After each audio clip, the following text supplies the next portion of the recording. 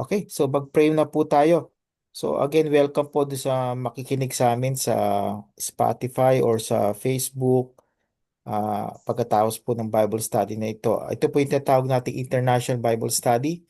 So every Sunday po 11 a.m. sa Philippines, pero next week po magkakaroon kami ng konting changes. So keep up to date sa amin po. Popost ko sa Facebook yung ating schedule every week. Okay?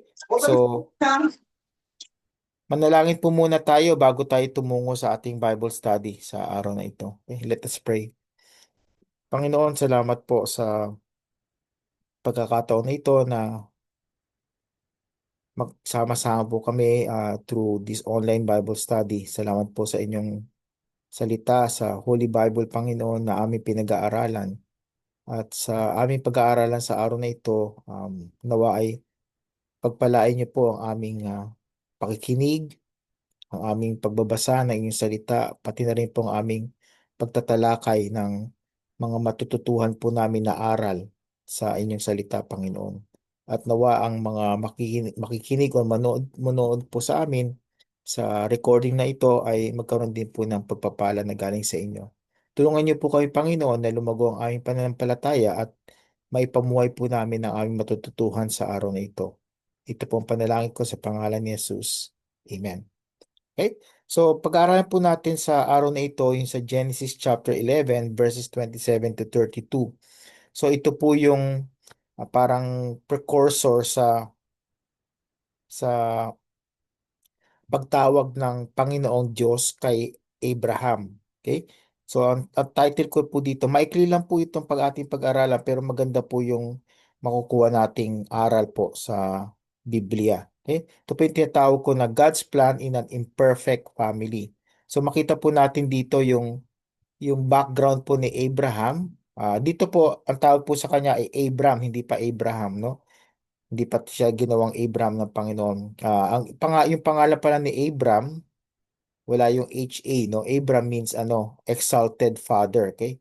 Parang itinaas na ama, okay?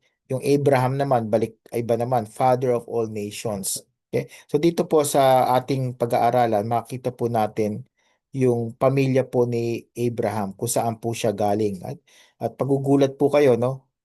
Maaring akala niyo si Abraham ay original na mananampalataya sa Panginoon. Hindi po yun ang kanyang pinanggalingan. So makikita po natin sa ating pag-aaralan sa araw na ito. Okay? So lahat po tayo, um, meron po tayong pamilya, no? Asawa, mga anak, at katulad po ng bawat isa sa atin, wala pong perpekto na pamilya, no? Lahat po tayo imperfect ang family natin. Siyempre sa pamilya, meron mga tampuhan, minsan awayan, no? Minsan alitan, no? Yung mga ganun po ba? Pero nakita po natin pa rin yung pagmamahal. Pero importante po dito na kahit ng ating pamilya ay imperfect po, maaari pa rin po tayong gamitin ng Panginoon dahil meron po siyang magandang plano. Hindi lang po sa individual na tao, kundi na rin po sa isang pamilya. At lalo na kung ang inyong pamilya ay napupuno ng mga Kristiyano, ibig sabihin kayo po ay mananampalataya kay Kristo, yun po talaga malaking pagpapala. Pero kahit na puro Kristiyano po minsan ng isang pamilya, imperfect pa rin po yan. Dahil una-una, bawat isa po sa atin ay hindi po perpekto, no? Marami tayong mga pagkulang, pagkakamali, at yung mga minsan yung ating mga pag-uugali ay hindi po kaaya-aya, especially sa paningin po ng Diyos. Okay? So titingnan po natin yung pamilya po ni Abraham, so saan po siya nanggaling at bago po siya tawagin ng Panginoong Diyos papunta po sa Promised Land, sa Land of Canaan. Okay? Basahin ko po muna ang ating passage po dito po sa Genesis 11. Okay? So starting po sa verse 27, ito po ang mga lahi ni Terah. Si Terah po yung father ni Abram. Okay? So naging anak ni Terah sina Abram, Nahor at Haran. So nakita po natin dito, tatlo po yung anak ni Terah. It doesn't mean po na tatlo lang. Maaaring may anak po siya mga babae Pero ito po usually sa Bible ang pinapakilala yung mga fathers, no? Yung mga lalaki. So ito po yung mga anak ni Tera, si Abram, Nahor at Haran. At naging anak ni Haran si Lot. Okay, si Lot magiging importante po siyang karakter sa Bible dahil siya po magiging kasakasama ni Abram papunta po sa land of Canaan. Okay? Verse 28, unang namatay si Haran. Okay? So si Haran, isa po sa mga anak ni Tera, namatay po siya kaysa sa kanyang amang si Tera sa lupain kanyang tinubuan sa Ur ng mga Kaldeo. So yung Ur po, yan po yung present day Iraq. Okay? So ang Kaldeo, Chaldeans, no? Chaldeans yung mga, diyan po nanggaling yung mga Babylonians. So itong area po na to, ito yung present day Iraq po na nakikita natin sa may Middle East. At dito po sa Ur ng mga Kaldeo, ang kanilang pananampalataya ay para sa mga idolo. Okay? So pagano po? Pagano po ang lugar na ito? So makita po natin na si Abram nanggaling po siya sa isang lupain, sa isang lugar na hindi po naniniwala sa Diyos, kundi sila po ay nagsasamba ng mga idolo, mga Diyos-Diyosan, no? Maaring sinasamba nila yung lupa, yung araw, yung buwan, mga puno, no? Pero hindi po sila sumasamba sa Diyos. So nakita po natin, galing po si Abram sa paganong pagsamba. Okay? So verse 29, nagsipag-asawa sina Abram at Nahor. Ang pangalan ng asawa ni Abram ay Sarai. Okay? So ito po yung magiging Sarah later on sa Genesis. At ang pangalan ng asawa ni Nahor ay Milka, na anak na babae ni Haran na ama ni na Milka at Iska. Okay? Verse 30, at si Sarah ay baog. So nandito po nagkaroon na gano, no? Imperfect po tong family na to. Dahil una-una, si Sarah po ay baog. Siya ay walang anak. At tanda po natin, sa panahon po na yon, maaaring ngayon di po tayo maka-identify, no? Kasi sa panahon po na ngayon, sa panahon po nung panahon po na iyon, pagka ang isang babae ay baog, kahiya-hiya po yun, no? Very shameful po yun. So, para po sa kanila, ang isang babae na baog, especially matanda na rin po si Saray sa panahong ito, ay kung baog po siya, talagang kahiya-hiya po yun, no? At iyan po isang bagay na makikita po natin kung paano nagiging ah, powerful at makapangyarihan ng ating Panginoon. Dahil kahit na po si Sarah ay baog, makikita po natin sa Genesis 19, 20, 21, nakita po natin doon yung pangako po ng Diyos na magkakaroon po sila ng anak ni Abram, even at an old age. Okay? So, sa ngayon po, katulad ng sinabi ko kanina, para pong walang kwenta, no? Sa ngayon, kahit na walang anak, okay lang mga tao kasi lalo na sabihin nga nila, mas maganda nga walang anak, walang mga gastos, walang mga iba pa mga bagay-bagay na asikasuhin, no? Pero sa panahon po yun, ang magkaroon ng anak ay tunay na blessing. At alam po natin kahit sa Bible, sinasabi naman, no? Sa Psalm 121, sinasabi doon na ang magkaroon ng mga anak ay talagang real blessing. Sabi nga doon, yung children are a heritage from the Lord, no? Yun na po ang magandang kayamanan na galing po sa Diyos. Okay? But it doesn't mean mo kung wala pong anak tayo ay wala na po tayong blessing. Okay? God can bless us also in other ways, hindi lang po sa pagkakaroon ng mga anak. Okay? So pagpatuloy po natin sa 31, isinama ni Tera si Abram na kanyang anak at si Lot na anak ni Haran, na anak ng kanyang anak. Okay? At si Sarai na kanyang manugang na asawa ni Abram na kanyang anak at sama-samang umalis sa Ur ng mga Kaldeo upang magtungo sa lupain ng Kanaan. Dumating sila sa Haran at nanirahan doon. Okay? So kita po ninyo, magtungo sila sa lupain ng Kanaan, sinabi po dito. Dahil kung babasahin po natin ang Genesis chapter 12, yung verses 1 to 9, doon po tinawag ng Panginoon si Abram na umalis siya sa Ur at pumunta po siya sa lupa ng Canaan. Okay? Pero bago po sila pumunta sa Canaan, nanirahan muna sila sa Haran, no? Kumbaga sa ano, nag-stop over sila. Hindi sila dire-diretso pumunta doon sa lupa. Okay? At i-discuss ko po mamaya ang implication po niyan. Okay? Verse 32, ang mga naging araw ni Tera ay 205 taon, 205 years old, no? Kita po ninyo, no? At this point sa Bible, kita po natin ang mga tao talagang they live a very long life, no? 205 years old. Actually, short pa nga yan. Okay? Earlier than them, si Noah umabot pa ng almost 700 years old. Tapos si Methuselah, yung oldest man na who live in the Bible, ilang taon po siya? 969 years old. Okay? So, almost 1,000 na, no? So, sa panahon na yun, yung 205 taon, napaka-short na po nun. Pero sa atin po ngayon, sabi po ng Biblia, umabot ka ng mga 70 or umabot ka siguro ng at the most 80 years old is a real blessing na sa Panginoon. Okay? So, malaki po ang diferensya ngayon, no? Ng life expectancy. Okay? So, kita po natin dito na matay si Terah sa Haran. So, kita po from Haran, si Abram na lang po natira at ang kanyang asawa na si Sarai at si Lot na pamangkin po niya. Okay?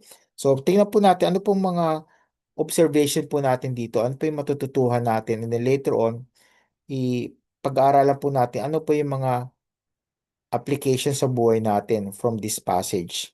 Okay? So, observation number one, God begins His redemptive plan in an ordinary, broken family. Okay? So, ibig sabihin ko po dito, kahit na po itong pamilya nito ay, ah, Hello, ano po siya, kahit na po ito ay imperfect po, itong pamilya na to ni Abram, nandun pa rin po yung plano ng Diyos. So kayo rin po, kung kayo po ay may pamilya at alam po natin ang pamilya natin imperfect at minsan broken family, no? Yung mga pamilya po na may divorce, may hello, separated or hello, hindi po hello. o hindi maganda po ang hindi po maganda ang pinang mga sitwasyon sa buhay ng pamilya na yon, no? Broken family, may plano pa rin po ang Panginoon Diyos sa pamilya niyo, no? Kahit na po ordinaryo yung pamilya natin, hindi kilala, meron pa rin plano ang Panginoon.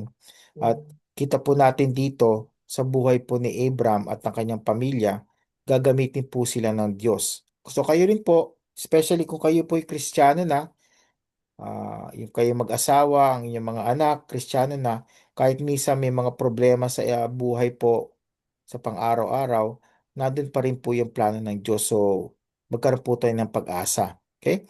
So, this genealogy is full of pain and limitation. So, kita po natin kanina si Haran, no? Yung isang kapatid ni Abram, namatay po siya ng maaga. Okay? Hindi po natin alam kung gaano kaaga. So, most likely, kung 205 yung ano po niya, yung father nila, si Tera, so most likely si Haran, less than that pa, no? Tapos pangalawa, baog po, si Sarah, yung asawa ni Abram. And then, nando po sila sa lugar ng Ur na pagano. Okay? So, kita po natin hindi po maganda ang pinagsimulan ng pamilya nito.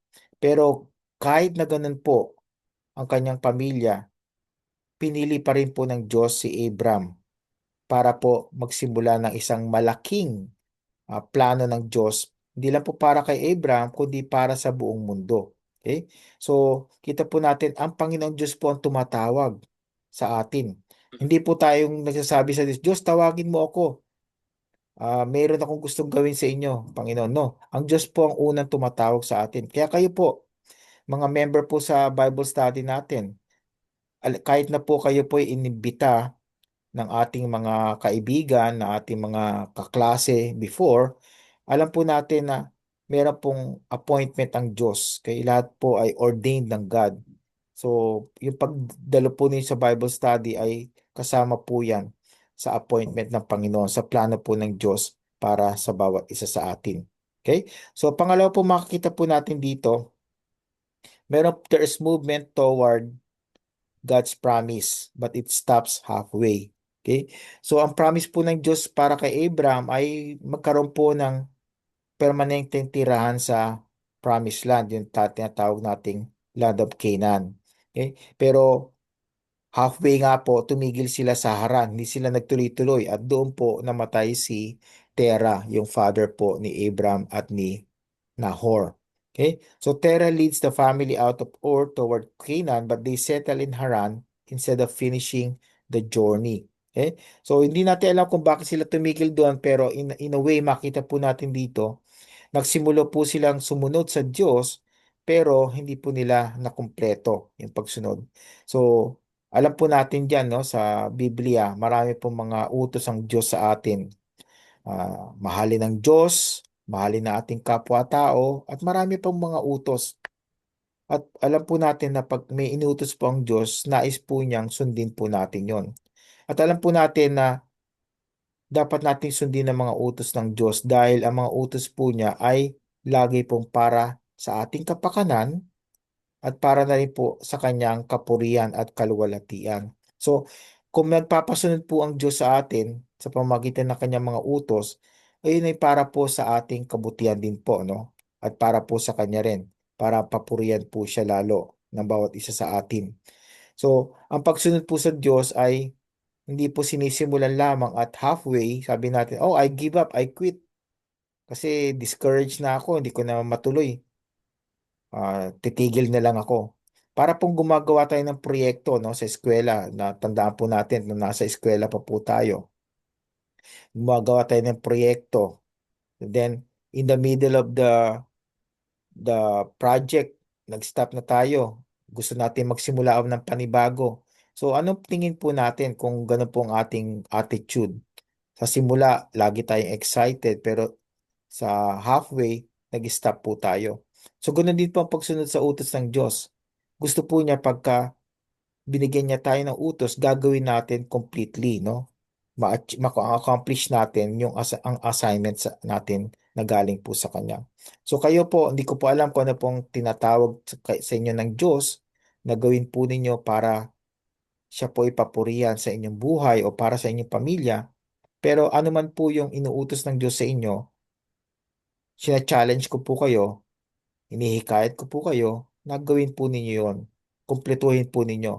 Hindi po yung half-hearted po tayo. Dapat may complete commitment po tayo sa inuutos po sa atin ng Diyos. Okay? Pangatlo po nating ma-observe dito, barrenness and delay do not cancel God's purpose. Ito po napaka-importanting maintindihan natin na kahit na po si Sarai ay baog at na-delay po ang pagsunod po ni Abram at ng kanyang pamilya sa utos ng Diyos na pumaroon po sila sa promised land, kita po natin na hindi pa rin natapos yung plano ng Diyos para sa kanilang buhay. At all throughout the Bible, kitingnan po ninyo, no? From Genesis to Revelation, marami po tayong nakita una-una sa Old Testament, no?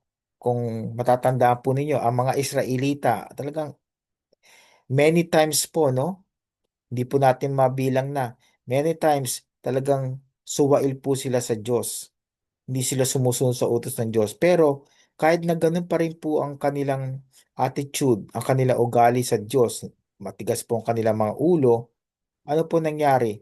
Natuloy pa rin ang plano ng Diyos na magkaroon ng Mesaya, ng tagapagligtas na nanggagaling po sa Israel. So, pakita po natin dito yung sovereignty ng God, no? Na ang Panginoong Diyos ay tunay na may control sa buhay ng tao at sa ating mundo sa ngayon, no?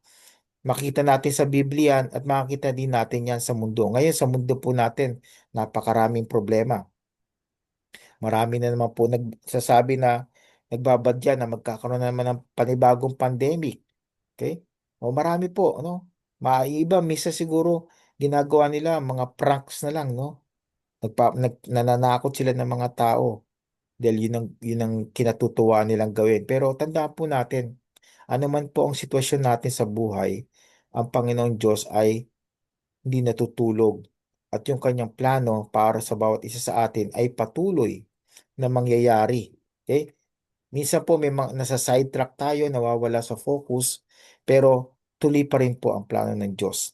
Okay? So Sarah's inability to bear children seems like a dead end for God's future promises. Kasi kung baog nga po si Sarah dito, paano po sila magkakaroon ng anak, di ba? At nung tinawag po si Sarai si Abraham from Ur, papunta po sa land of Canaan, matanda na po sila. Si Abraham 75, si Sarai 65 po. At during that time, hindi na po reproductive age yun. Lalo-lalo na po ngayon. Imposible po na magkaanak. Pero it doesn't mean na hindi sila magkakaanak dahil pinramis po ng Diyos na sila ay magkakaroon ng offspring. Okay? So yet this very impossibility becomes the stage for God's miraculous power later. Okay? So ano mang imposible, no? All throughout the Bible, nakikita po natin, meron po sa Jeremiah at meron po dito sa Genesis, no? Sabi po doon, is there anything hard for God? Okay? Meron po bang napakahirap gawin para sa paningin po ng Diyos? Is there anything impossible sa God? Nothing. Yun po sagot po natin. Kung sinabi po ng Diyos na may pangako siya para kay Abram at Sarai, gagawin po niya yon kahit na po imposibleng mangyari. Okay?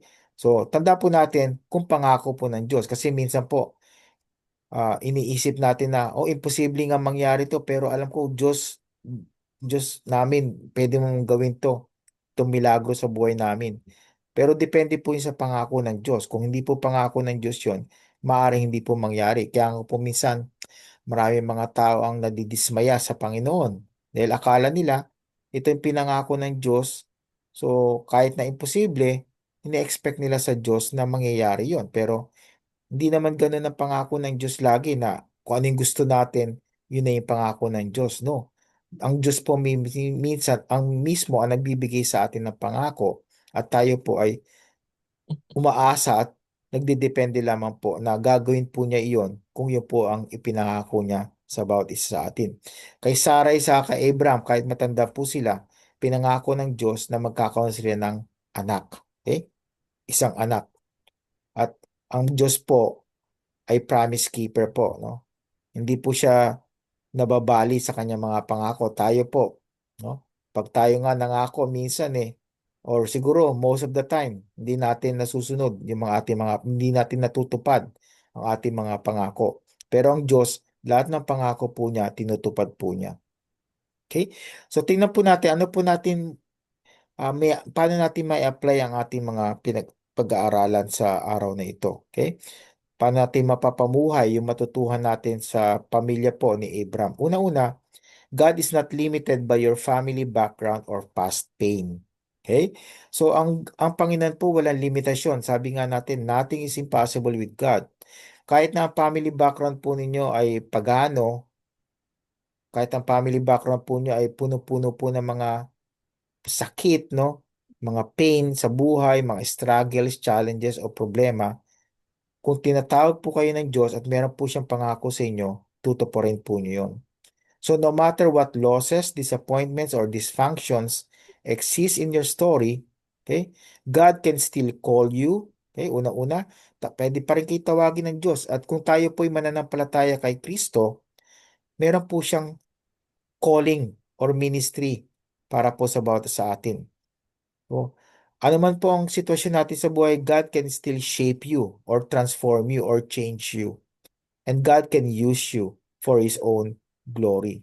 Okay? So, kahit na tayo po ang pinaka mahirap, pinaka ah, pinaka masama na tao sa mundo, pwede pa rin po tayong gamitin ng Panginoon.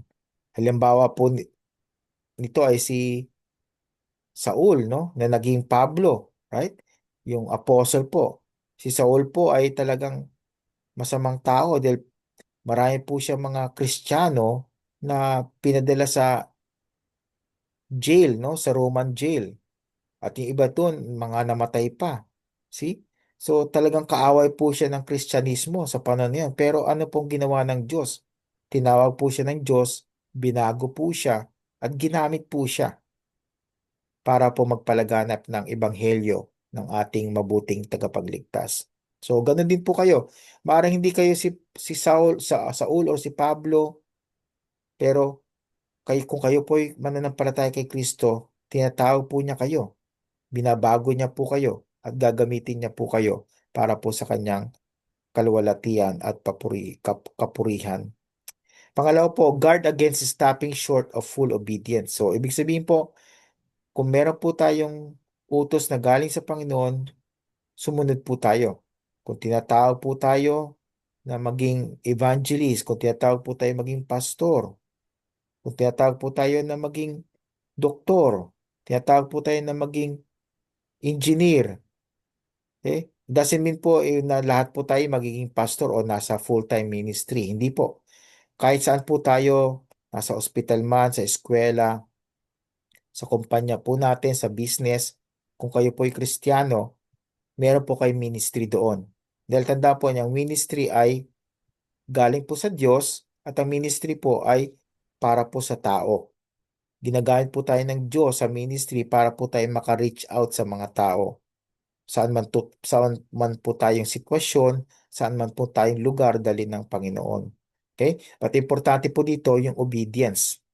It is easy to leave Ur but settle in Haran. Kaya tulad po ni na Abram, umalis po sila sa Ur, so sumunod po sila sa initially sa utos ng Diyos, pero nag-stop over muna sila, hindi sila nagtuloy-tuloy. So partial obedience feels safe and spiritual, but it delays God's best and His intended future. Okay?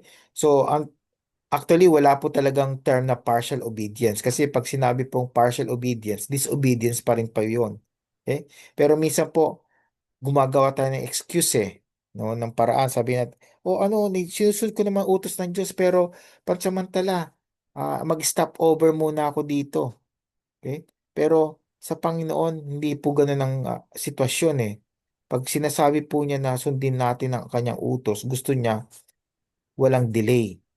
Okay? Gusto niya ibigay natin yung best po natin para sa kanya. Okay? So, minsan po nangyayari yan, nagsimula tayo magsumunod sa utos, pero in the middle of the situation, tumigil po tayo, gumawa tayo maraming excuses, sabihin natin, susundin ko ang Panginoon pero hindi muna ngayon. Siguro sa isang linggo na o sa isang taon gagawin ko. Pero sa ngayon, magpapakasasa muna ako sa mga kayamanan ko o sa kaligayahan ko muna. Okay? So nangyayari po, nadidelay po yung best na gusto po ng Panginoon sa atin. Tandaan po natin, tayo po ay pinapasunod ng Diyos para makita po natin yung best na ino-offer po niya sa atin at yung future na gusto po niya sa atin. Parang ako po, no? Kung, kung dati doktor po ako sa Pilipinas, pagdating ko po dito, nagtrabaho din po ako sa isang alternative medical clinic. And then, na-sense ko po yung tawag ng Diyos na magpastor po ako sa isang church. Kung ginawa ko po ay sinabi ko sa Panginoon, Panginoon, di muna ngayon, siguro next time na lang muna. Kasi gusto ko pa i-practice muna yung mga natutunan ko sa medicine kahit dito sa alternative medical clinic. So kung nangyari po yun, na-miss ko po yung God's best sa buhay ko at yung plano po niya para po sa aking buhay. At hindi po nakakatuwa yun. Kasi sabi nga po, the worst situation, the worst place in this world is if you are out of God's will. Kung di ka sumusunod sa kalooban ng Diyos sa buhay mo, yun ang pinakameserableng sitwasyon po ninyo sa buong buhay po ninyo, especially kung kayo po ay Kristiyano. At totoo po yan. Marami po mga Kristiyano na tinawag na maging full-time minister o kaya gumawa ng isang bagay na nais po ng Diyos sa kanila pero hindi sila sumunod. Ano po ang buhay nila ngayon? Kristiyano pa rin po sila. Hindi po nawala ang kanilang kaligtasan pero hindi po sila masaya. Okay? Maaring mayaman sila dahil siyempre alam po niyo pag naging pastor kayo, hindi po, it's not about the money, it's about serving God and serving people. Pero yung ibang mga tao ayaw nila mag-pastor kahit tinatawag po sila kasi gusto nila yumaman, no? So nangyayari, na-miss po nila yung God's best saka yung plano po ng Panginoon sa kanila. Okay? So don't stop short of full obedience. Kung may sinasabi po ang Diyos na gawin po ninyo, sundin po ninyo kaagad. Dahil nando po yung saya pag ginawa po ninyo ang utos po ng Diyos. Okay? Pangatlo, trust God even when your situation looks hopeless. So si Sarai po, baog po siya, pero pinapakita po ng Diyos dito na they can hope in God. Okay? So tayo rin po bilang mga mananampalataya kay Kristo, ang pag-asa po natin ay kay Kristo lamang po. Okay? Some of your circumstances may look impossible. Hindi ko po alam ang sitwasyon po ninyo sa buhay sa ngayon, pero yung mga imposible po niyan, pwede niyo pong ihatag sa kamay po ng ating Panginoong Diyos. Sabihin po niyo sa Kanya, Panginoon, I feel hopeless, pero alam ko, Panginoon, na ikaw ay makapangyarihan at you are the God of the impossible. So, ipanalangin po natin at tutulungan po tayo ng Panginoon para hindi po tayo maging hopeless. Remember po, tayo po'y puno-puno ng hope, ng pag-asa dahil ang Panginoong Diyos po ang pinakamakapangyarihan sa buong mundo. Okay? God often works His greatest miracles in places that seem most barren. So, doon po nakikita talaga yung kapangyarihan ng Diyos eh. Yung sa mga sitwasyon natin sa buhay na walang-wala na tayo, yung sa sitwasyon natin na talagang helpless tayo, sa sitwasyon natin na talagang wala tayong kapag-asa at sabi po ng mga tao, wala na akong magagawa. Wala akong maitutulong sa inyo. Bahala ka na sa buhay mo. Eh, di po ba? Pero ang Panginoon hindi niya sinasabing bahala ka sa buhay mo. Nasabi niya, magtiwala ka sa akin. Ikaw ang aking anak, ako ang iyong ama. Magtiwala ka sa akin. Magtiyaga ka. Patuloy ka sumunod sa utos ko at sumamba sa akin. Tutulungan kita. Ganun po ang Panginoon. Kaya po pinramis nga sa Biblia, I will never leave you or forsake you. And even Psalm 23, some of you probably memorize Psalm 23. The Lord is my shepherd, I shall not want. See? Kita po, talagang napakalaking pagpapala kung ang Diyos po ang ating tunay na Diyos, kung si Jesus po ang tunay nating tagapagligtas, ang ating Mesaya. Dahil magagawa po niya ang imposible sa ating mga sitwasyon sa buhay. Okay? So, pag-usapan po natin bago po tayo magtapos sa panalangin, no? Ito po rin pong ating pag-usapan sa ating Bible study. Reflection question po natin. In what ways might you be letting your background, your family history, or past pain define your future more than God's promises do? Okay? So, hinahayaan po ba ninyo ang inyong background, inyong nakaraan? Ano mo pa yung nakaraan po ninyo? Maaging maganda o hindi magandang nakaraan? Yung ba ang nagiging parang nagdidikta sa inyong kinabukasan o yung ang Panginoong Diyos at ang kanyang mga pangako para sa inyong buhay? Okay? So bago po tayo mag-discuss, manalangin po muna tayo at mag-e-exit na po tayo sa ating recording. Manalangin po muna tayo. Panginoon, salamat po sa pagtuturo po ninyo sa Biblia, Panginoon, at patuloy niyong tinuturo sa amin na ang tunay na pagpapala ay ang pagsunod po sa inyong utos at pagsamba po sa inyo bilang kaisa-isa naming Diyos. Panginoong Isus, salamat po sa kaligtasan na pinagkaloob po ninyo sa amin. At salamat po sa pag-emphasize po sa amin na patuloy niyo po kaming tinatawag, binabago, at nais po ninyong gamitin ang bawat isa sa amin para po ang inyong kapurihan, ang inyong kaluwalhatian ay maipakita po sa mga tao na amin nakakasalamuha. Salamat po, Panginoon, sa pagtuturo po niyo sa amin. Patuloy niyo pong palaguin ang aming pananampalataya. At ito pong panalangin ko sa pangalan ni Jesus. Amen.